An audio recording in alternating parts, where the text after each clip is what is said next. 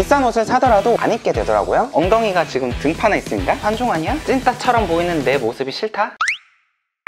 안녕하십니까, 패션튜브 사경입니다. 오늘은 제가 30대까지 옷질을 하면서 느꼈던 팁 10가지를 공개해 보려고 하는데요. 이제 32살이 벌써 보름밖에 남지가 않았어요. 제가 패션 블로그를 3년 동안 운영을 했었고 패션 유튜브 채널은 2년 동안 운영을 하고 있는데요. 그동안 자연스럽게 옷질도 꽤 많이 해오고 있죠. 직접 다양한 브랜드에서 제품을 구매도 해보고 다양한 브랜드에서 협찬을 받아본 경험이 있는 만큼 제가 그동안 터득했던 팁 한번 공개해 보려고 합니다. 그럼 바로 시작하시죠.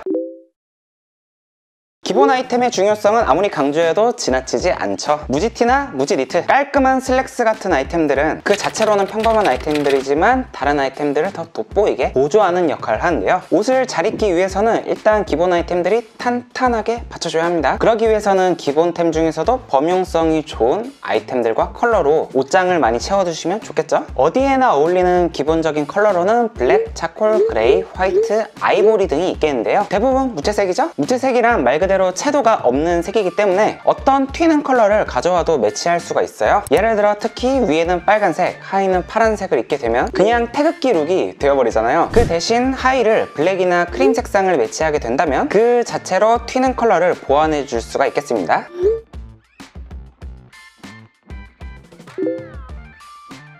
옷을 잘 입기 위해서 비싼 옷을 입어야 될까요? 저는 절대 그렇다고 생각하지 않는데요. 옷을 잘 입는다 라는 소리를 들으려면 비싼 명품으로 치장하는 것보다는 실루엣이 더 중요한 포인트라고 생각합니다. 그러기 위해서는 어느 정도 오태를 만들어주는 게 중요하다고 생각하는데요. 그러기 위해서는 운동을 해야겠죠? 김정은이 아무리 비싼 코트를 입어도 보세 옷을 입은 쇼핑몰 모델 사진들이 오태가 좋아서 훨씬 더 멋있잖아요. 2020년이 얼마 안 남은 이 시점에서 저는 내년에 버킷리스트로 바디 프로필을 촬영해보는 게 목표인데요. 여러분들도 오태를 만들기 위해서 저와 같이 운동을 해보시는 건 어떨까요? 특히 키가 작거나 왜소하거나 뚱뚱하거나 하는 신체 콤플렉스를 가지고 있는 분들은 운동을 꼭 해주세요. 저도 예전에 왜소하고 마른 몸이라서 옷 입는데 스트레스를 많이 받았었는데요. 기성복 평균 사이즈에 맞는 오태를 만들고 난 후에는 옷을 입는 재미도 그때 생기더라고요. 그리고 실루엣이라고 하면 내 몸에 맞는 핏인가가 정말 중요하죠. 비싼 옷을 사더라도 나에게 안 맞는 옷은 결국 안 입게 되더라고요. 비싸게 두고 장롱에 방치해두면 정말 아깝잖아요. 그래서 내 체형에 맞는 옷은 무엇인가 라는 탐구 과정은 정말 중요한 숙제입니다. 바지 같은 경우 제가 만들어 놓은 바지 핏 튜토리얼 영상들이 있으니까 그 영상을 참고해 주시면 좋겠고요. 패션에 입문한 지 얼마 안 되신 분들이라면 제 채널에 옷 잘 입는 법 탭에 있는 영상을 잘 참고하셔서 자기 스타일을 만드는 과정을 거쳐주세요.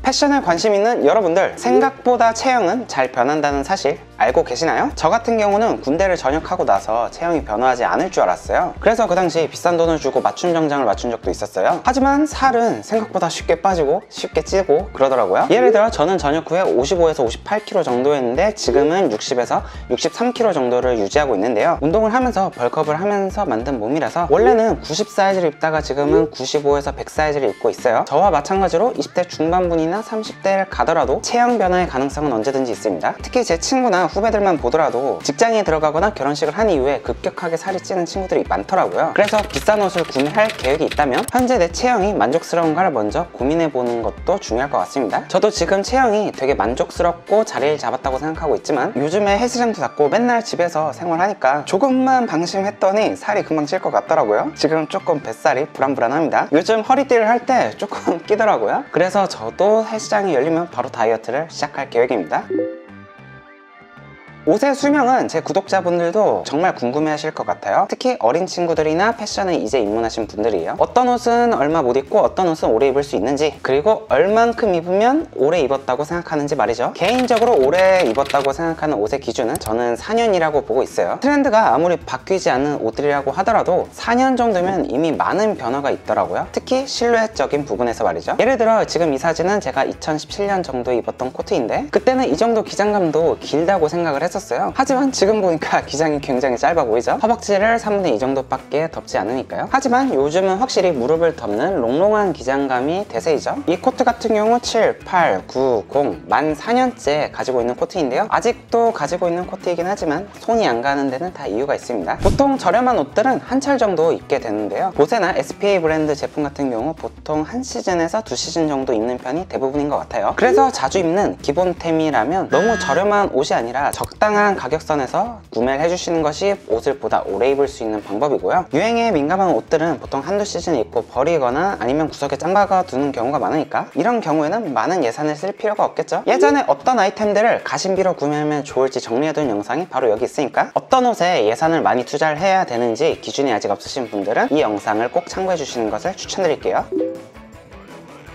다들 아시다시피 옷질을 하는 데는 굉장히 많은 예산이 듭니다. 쇼핑을 한번 제대로 하기 시작하면 돈은 통장을 그냥 스쳐가죠. 그래서 스타일을 중구난방하게 도전하시는 것보다는 한 가지 스타일을 먼저 갖추고 난 이후에 다음 스타일에 도전을 하시는 것이 중요한데요. 예산은 한정적이니까요. 보통 처음에 많이 하는 실수가 스타일에 포커스를 맞추는 게 아니라 예쁜 옷에 포커스를 맞춰서 일어나요. 평소 내 스타일에 맞는지 고려를 안 하고 예쁜 옷이라고 해서 그냥 무작정 구매를 했다가 고이 옷장에 모셔두는 경우가 굉장히 많죠. 저도 그런 경험 굉장히 많습니다. 그래서 옷을 구매할 때는 이 옷이 내 스타일에 맞는 옷인가, 내가 가지고 있는 어떤 옷이랑 활용을 할 수 있을까, 이 점들을 고려하시고 구매를 하시는 것이 중요하겠습니다. 스타일을 만든 핵심은 특히 신발과 바지의 구성인데요. 예를 들어 미니멀 룩은 와이드 팬츠에 스퀘어 토 구두를 매치를 한다던가, 밴디 룩은 테이퍼드 핏과 더비쉬의 조합이, 스트릿 룩은 조거 팬츠나 덩크나 조던 같은 스트릿에 잘 어울리는 신발과 매치한다던가 하는 세트 개념을 만들어 두시면 좋겠죠? 제가 32살까지 살면서 느낀 점은 패션은 첫인상이 있어서 정말 중요한 역할을 한다는 사실입니다. 처음 만난 사람과 내가 잘 맞을까를 판단하는 기준이 될 수가 있죠. 예를 들어 아까 항공 점퍼를 입었을 때와 지금 이 셔츠를 좀 댄디하게 입은 저와 굉장히 느낌이 다르지 않나요? 이런 게 바로 첫인상의 포인트죠. 아직 세상 물정을 모르는 20대 초반 신입생 때를 제외하면 어느 정도 대학생활도 하고 사회생활도 하다 보면 사람들은 각자 자신의 주관을 가지고 상대방을 평가하게 돼요. 그래서 첫인상이 정말 중요하고 오래 만나지 않는 이상 이 첫인상은 크게 변하기가 어렵습니다. 그래서 영업을 하는 직종이라서 사람들에게 신뢰감을 줘야 한다거나 여자친구를 한 번도 만나보지 못했던 모쏠이라면 패션을 진지하게 바꿔보시는 것을 추천드려요. 여러분들이 모르는 사이에 여러분들을 처음 봤던 사람들은 패션으로 여러분들의 첫인상을 판단하고 나와는 안 맞겠다 하면서 입구컷을 해버렸을 수도 있거든요. 운동을 하고 패션을 어느 정도 가꾸다 보면 남자들에겐 어딘가 모르는 자신감이 생겨나게 되는데요. 그러면 사람들에게 훨씬 더 매력적으로 보일 수가 있겠죠. 마치 저처럼요. 드라마나 만화에서 사기꾼들은 보통 패션에도 신경을 많이 쓰고 외모도 잘 꾸미는 경우가 많죠. 왜 그렇겠어요? 잘 먹히니까 그렇겠죠? 찐따처럼 보이는 내 모습이 싫다? 그러면 살을 빼거나 근육을 붙이거나 필요하다면 안경도 벗고 스타일을 한번 바꿔보세요.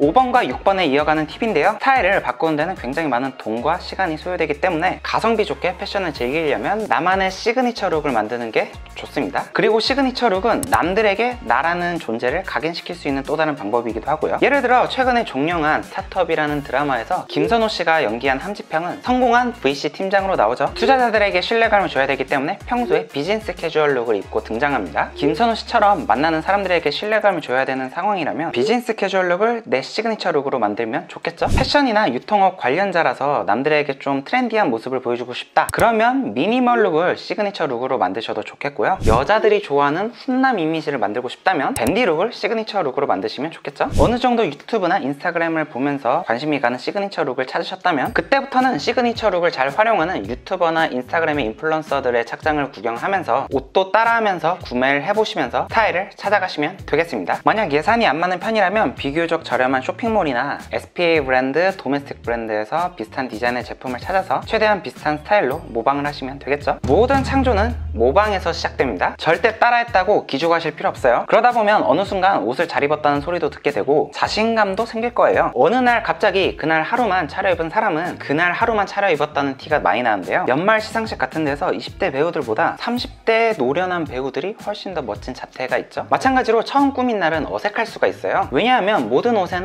어울리는 애티튜드라는 게 존재하는데 내면은 찐따인데 옷만 바꿨을 뿐이니까요. 하지만 시간이 흘러 내 시그니처 룩이 자리가 잡히고 그에 걸맞는 애티튜드가 내 거가 되게 된다면 여러분들은 이미 멋쟁이입니다.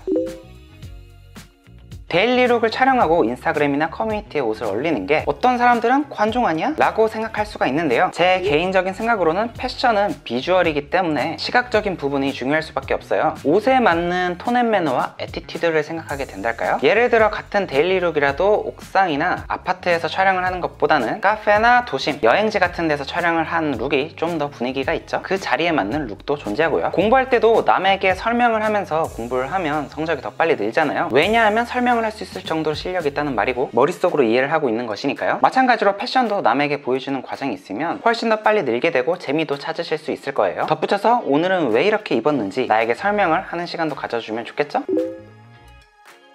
매치하기 어려운 옷들이라면 입기 좀 난해한 옷들이라던가 색감이 좀 쨍한 옷들이 있겠죠? 이 옷들은 자주 활용할 수 있는 바운더리가 되게 한정적이에요. 예를 들어 제가 가지고 있는 옷들 중에서는 이런 옷들 디자인이 굉장히 강력하죠? 엉덩이가 지금 등판해 있습니다. 그래서 자주 보는 사람들을 만날 때마다 이런 옷을 입게 되면 사람들은 진짜 제 옷이 이거밖에 없는 줄 알아요. 왜냐하면 시각적으로 너무 강렬하죠? 되게 튀는 옷이니까요. 반대로 대표적인 기본 아이템인 검정 슬랙스 같은 경우에는 사실 일주일 내내 입어도 사람들은 잘 모를 거예요. 관심 있게 보지 않는 이상은요. 그래서 아까 초반에도 말씀드렸다시피 이런 옷은 내가 활용할 수 있을지 어떤 아이템과 매치할 수 있을지 충분히 고민을 하시고 구매하시는 것이 중요합니다. 안 그러면 장롱행이에요. 물론 기본 아이템이 어느 정도 갖춰진 이후에는 이런 튀는 옷을 활용하면 남들과 다른 스타일을 연출할 수 있어서 어디 가서 옷을 잘 입는다, 유니크하게 입는다 라는 소리를 들을 수가 있어요. 그래서 너무 베이직으로 가는 것도 안 좋고 너무 이런 옷만 사는 것도 안 좋고 유니크함과 베이직 사이에서 정도를 지키는 것이 중요하다고 할 수 있겠습니다. 이런 아이템들은 어느 정도 무난 룩까지는 완성한 이후에 도전을 하시는 게 가성비 있게 패션을 즐기는 방법이겠죠?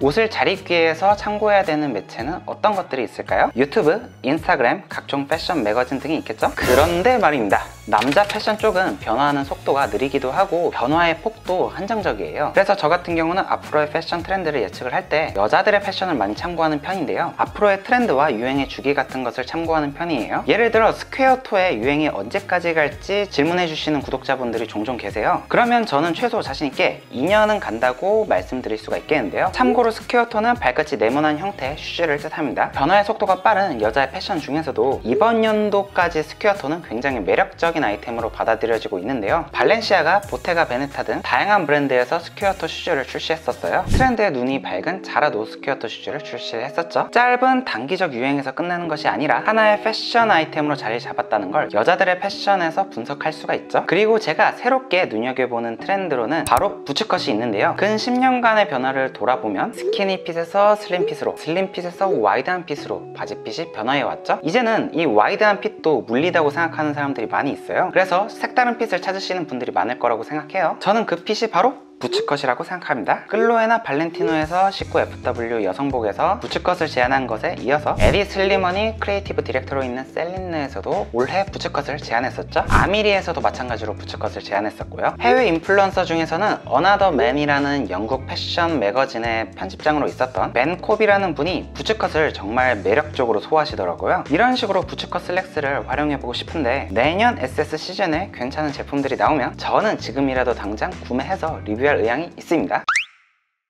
이상으로 오늘은 제가 그동안 옷질을 해오면서 느꼈던 점을 팁으로 정리해서 여러분들께 전달해봤는데요. 오늘 영상도 좋으셨다면 구독과 좋아요, 알림 설정까지 부탁드리겠습니다. 저는 그럼 다음에 더 좋은 패션 컨텐츠로 찾아뵐게요.